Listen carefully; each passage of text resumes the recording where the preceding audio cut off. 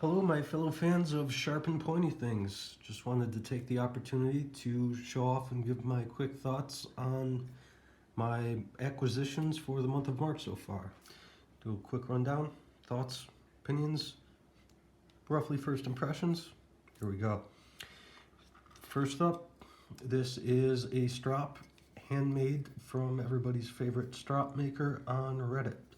I got this in because I wanted a nice new strop to treat my new knives to.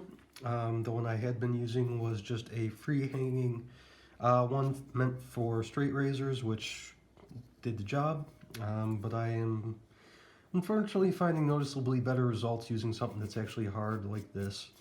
It's just got some green compound on this side and a little bit of mineral oil on this side. But yeah, I'm getting great kind of hair popping edges when I'm finishing these guys off on that.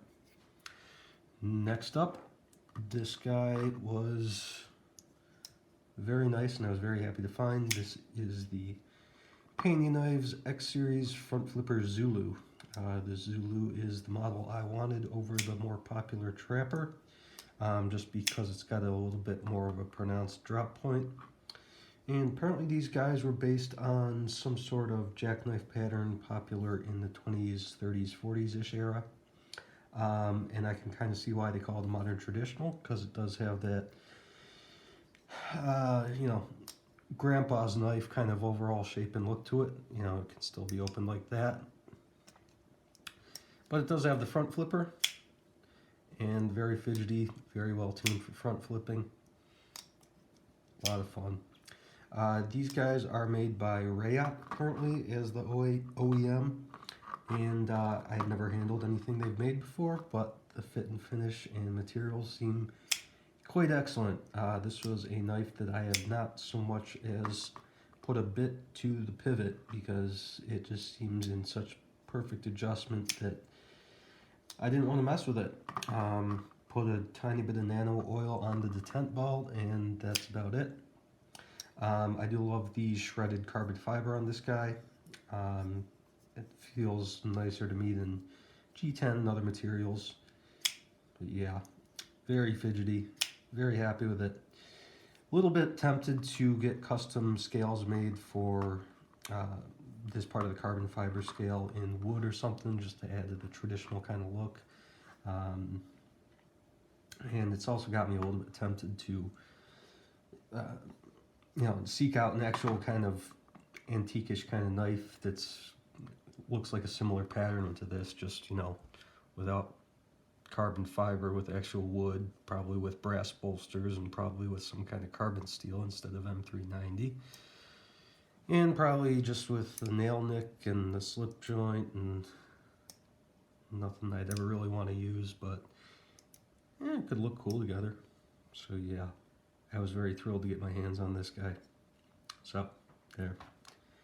Next up, this guy I am blaming on a YouTuber named Brad from Mild Mannered EDC. His review of it put me over the edge and made me start lusting after it, and found out it was in stock, and then 20 minutes later saw someone post one used for like 20 bucks less and decided it was a sign, so I got one.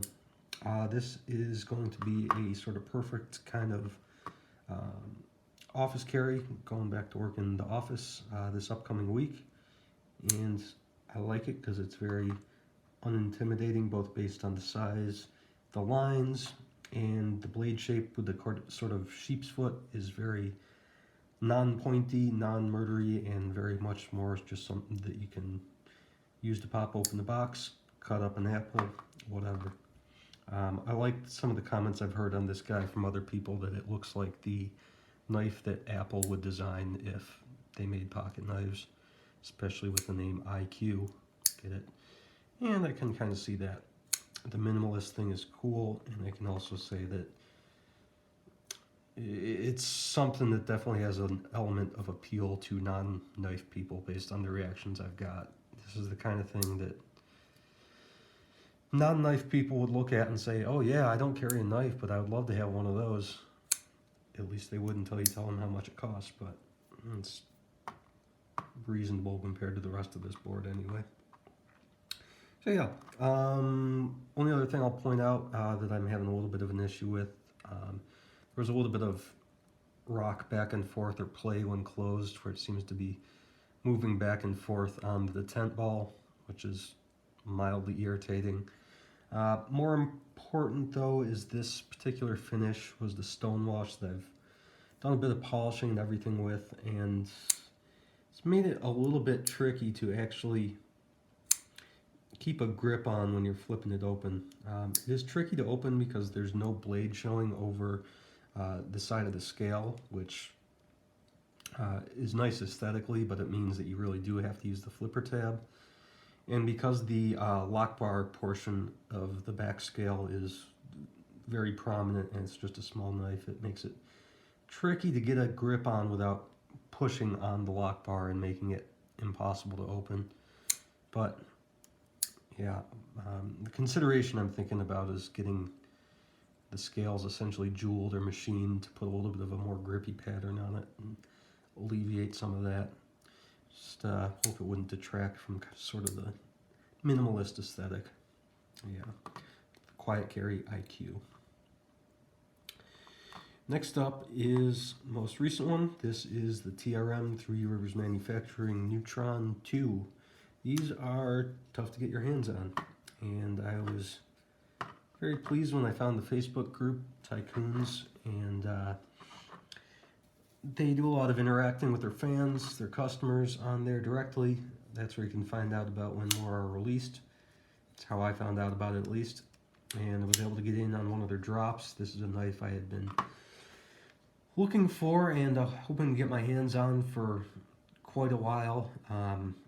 I started getting into the hobby less than a year ago, and probably 8 months or so ago was when I first started hearing about these guys and thinking I should check one out. And only a while later until I really started figuring out what the process was like to actually get one. And I gotta say, on paper, nothing about this would have seemed all that fancy to me. Earlier on when I was getting interested in these, it's a drop point blade. It's the full flat grind. It's a liner lock. It's got G10 scales. I will point out these are not the scales it came with. It's one interesting innovation is you take off that screw and that screw, scale comes off and you quick replace them. I bought it with these scales in natural micarta that I've been storing in just a prescription bottle, which feel very nice, but it's fun to swap them in and out. Makes it pretty, especially when they start doing some of the fancier stuff with G-Carta and wood patterns and everything else. But anyway, thumb stud opener. So there's not a fancy opener, no fancy lock. Makes it feel in some ways like it's not fidgety and not flashy looking to non-knife people. But once I've gotten this in hand, I've been amazed by two things in particular. One is the sliciness of the blade. The sharpening was absolutely excellent, and the grind on it was absolutely excellent as well.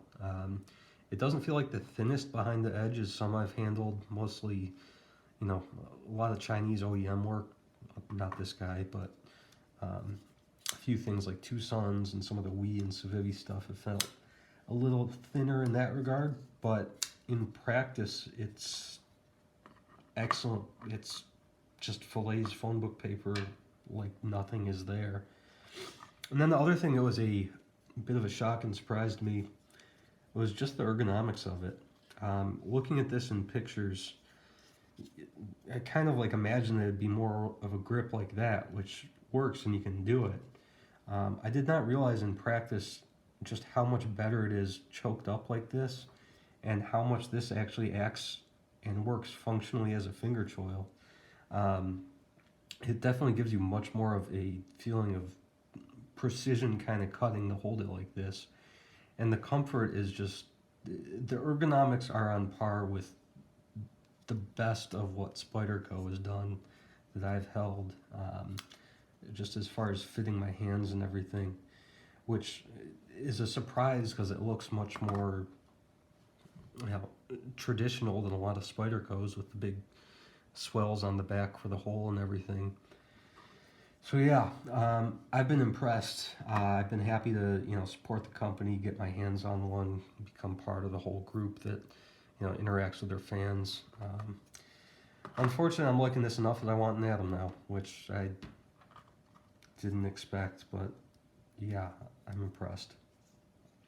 And other two things I'd point out is this is probably one of the best knives in my collection to be able to have on you and hand to somebody who's not a big knife person, because it's simple in those ways. And also, when I was putting this together, I found these three knives and was searching around the house trying to figure out where I had left this guy, only to realize I'd been carrying it around in my pocket all day and just kind of forgot it was there, which in a lot of ways is what you want for an EDC knife. So, good things. I'm looking forward to spending more time with this. And last but not least, the much hyped ProTech Malibu. Got this one in black and reverse tanto, as you can see. It's got the button lock that's super fidgety with the flipper. Flipping action is unique compared to others because it's just got the button detent kind of system. It works just fine. The open is not kind of that thwacky satisfaction you get from like a ZT titanium frame lock kind of flipper or something like that, but it's very reliable and works. And the fidget factor of the button lock is definitely just as advertised. You can do that just endlessly. Much like the Pena, this is one I have not put a bit to the pivot or anything. It just felt like it was in such perfect tuning and everything from the jump that anything I could do to it would only make it worse. You can feel that lock stick some others have talked about, which is absolutely fine. Apparently it's intentional. I'm like, in a lot of ways, aesthetically, the tuxedo black to it, and I like the feeling of the handles and whatnot. Sort of the surprise to me about this guy in a way was the thickness on this dimension. Because it's got a relatively thin handle this way, it feels thick in my hand this way. It's perfectly comfortable and it feels, perfectly fine to do anything with. It just felt a little odd. Also, the blade stock is 0.12 inches. Sorry there. It's same as this guy actually. And it's got a mostly flat grind, but it still felt a little thick behind the edge out of the box. Again, in practice, it's, it'll fillet phone book paper, and that's about as good as I can ask for. So perfectly sharp and perfectly slicey. Just got a feel of more girth maybe than it actually has. This guy, it's as advertised. Fidget factor is phenomenal. It's something I definitely admire quite a bit from an engineering, machining, design kind of standpoint as a result. And it's just a cool thing to have in my collection. I do feel like all kinds of companies now are catching on based on the hype and success that this has gotten over the past year or so or whatever. And we're going to be seeing more button lock flippers and everything else that people are going to be doing to try to copy this. So I like having it in my collection for that. It feels like an important knife in that regard. But it's just not something I find myself picking up to carry when I go out to walk the dog or go to the store or something like that. Largely just because it's a little thick in this dimension. I feel like I feel it in my pocket more. And the blade shape on it and length, it's just over the legal concealed carry limit, I think, where I am. But I'm still trying to figure that out for sure. 3 1/4 inches. And the blade shape, the reverse tanto is absolutely fine. I feel like it's a little cleaver-y looking. And utility-wise, it's absolutely fine, but for some reason, This one seems to scream a little bit more murdery looking than most traditional drop points based on commentary I've gotten from non-knife people. And that's really all I had to judge it by. So there you go. 4 solid additions to my collection that I'm happy with all of for various reasons. And looking forward to what my next pursuit will be. Now, what's the next thing I want to get my hands on and everything, because I haven't quite decided. But yeah, thanks for watching. Have a good one.